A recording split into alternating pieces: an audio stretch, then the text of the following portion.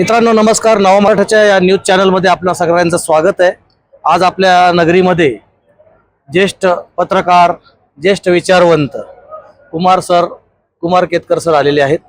तर त्यांच्याशी आपण 2 मिनिटांमध्ये आजचा जो विषय होता व्याख्यानमालेचा तो म्हणजे भारतीय लोकशाही पुढची आव्हाने. तर या विषयावर त्यांनी अतिशय उद्बोधक असं व्याख्यान दिलेलं आहे. तर त्या संदर्भामध्ये सर तुम्हाला एक विचारायचा विषय असा आहे की अंधश्रद्धा हा जो विषय आहे तो स्वातंत्र्यपूर्व काळापासून तर आजतागायत वेगवेगळी त्याचे रूप बदलत आलेली आहेत, त्यांची क्षेत्र पण बदलत आलेले आहेत. तर अशा वेळेस भारतीय लोकशाही पुढचं जे आव्हान आहे ते फक्त वेगवेगळ्या क्षेत्रातलं अंधश्रद्धा इतपतच मर्यादित आहे की त्याने आता अतिशय मोठं स्वरूप धारण केलं आहे.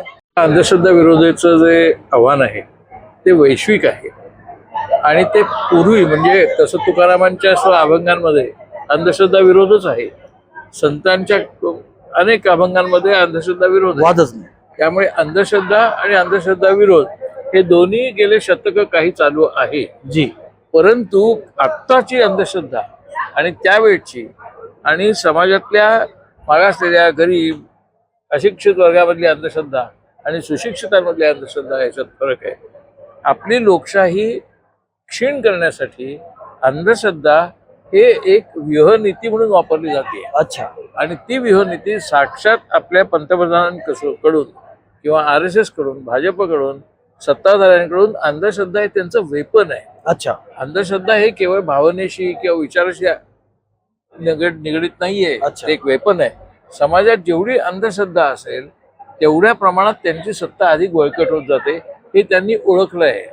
आणि ते ओळखल्यामुळे ते अंधश्रद्धा पसरवण्यासाठी सर्व माध्यमांचा विचार करतात. TV माध्यम असेल, आता तुमचं चॅनल वेगळं आहे पण नाही तर TV माध्यमाच्या सिरियल्स असतील, निरनिराळे चित्रपट असतील, या सगळ्यातनं तुम्हाला अंधश्रद्धेचा अतिशय सफाईने प्रसार केलेला आढळतो.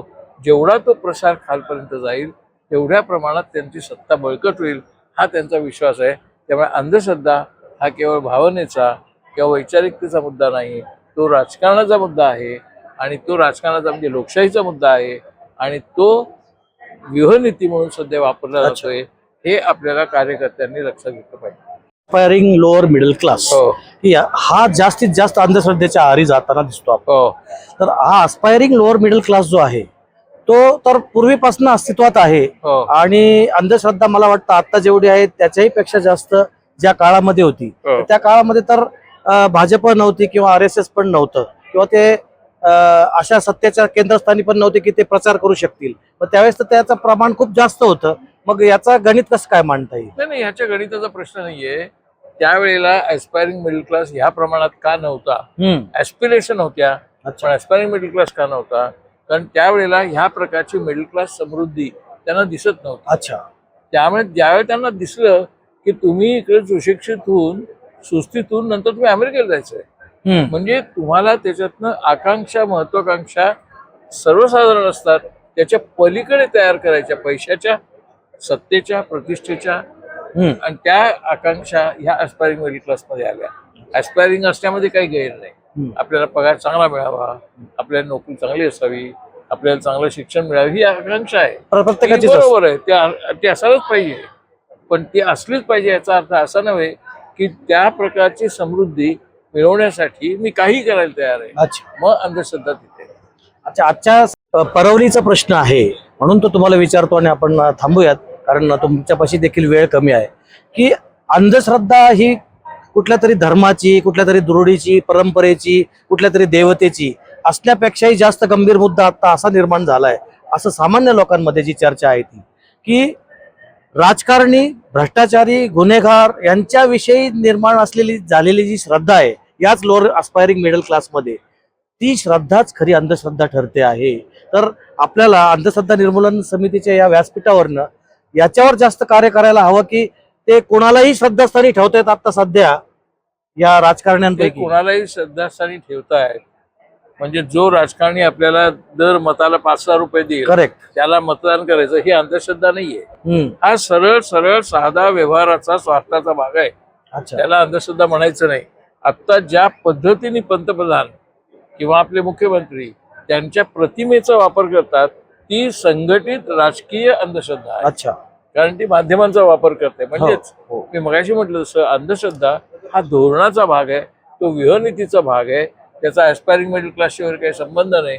गरीब मनुष्य म्हणतो ठीक आहे, मला 10,000 रुपये दिले, मी मत देईन तुला, आणि देतोही तो, देतोच. पण देईलच असंही नाही. परंतु तो भाग वेगळा, तो राजकीय नीतीचा भाग आहे. त्यांच्या पैशाने मतं विकत घेता येतात याच्यावरची त्यांची श्रद्धा आहे. ती त्यांची श्रद्धा नाहीये, अंधश्रद्धा नाहीये, त्यांचं ते धोरण. अच्छा.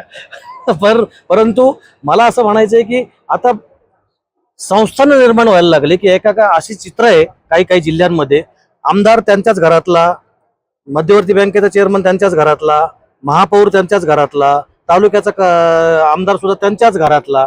हे जे सगळं काही घराणेशाही, ही जी काही श्रद्धास्थानं निर्माण झालेली आहेत, ही याच्यातूनच निर्माण झालेली आहे. मतदार घराणेशाही म्हणजे सत्ता स्थानं आहेत.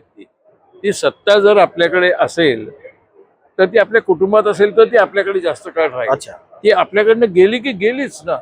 आणि त्याच्यामुळे ती घराणेशाही निर्माण झाली. घराणेशाही केवळ ह्याच्यातनं नाही निर्माण झाली की माझ्या मुलाला पण मुख्यमंत्री करता, आमदार उतारवे. त्याच्या आधारे सत्ता, संपत्ती, प्रतिष्ठा टिकवण्याची शक्यता असेल तरच ती येते, नाही तर ती येते नाही. माझं असं म्हणणं होतं सर, तुम्ही एवढं मोठं काम करताय अंधश्रद्धा निर्मूलनाच्या व्यासपीठावरून, तर मला ऍज अ पत्रकार म्हणून, ऍज विचारवंत म्हणून, ऍज अ सामाजिक कार्यकर्ता म्हणून देखील मला असं वाटतं की हा प्रश्न भारतीय लोकशाही पुढचा सगळ्यात मोठा आव्हानाचा वाटतोय. सगळ्यात मोठा आव्हानाचा वाटतोय की ही जी श्रद्धास्थानं आहेत ही देवतेवरनं जे आता एखाद्या व्यक्तीशी केंद्रित झालेली आहे. व्यक्तिपूजा ही मूर्तीपूजेपेक्षा जास्त खतरनाक झालेली आहे असं मला वाटतं. तुमच्या वाटचालीला पुढच्या आमच्या शुभेच्छा आहेत. नवा मराठीच्या न्यूज चॅनल कडनं मी आपले आभार मानतो. आपल्याला पण शुभेच्छा.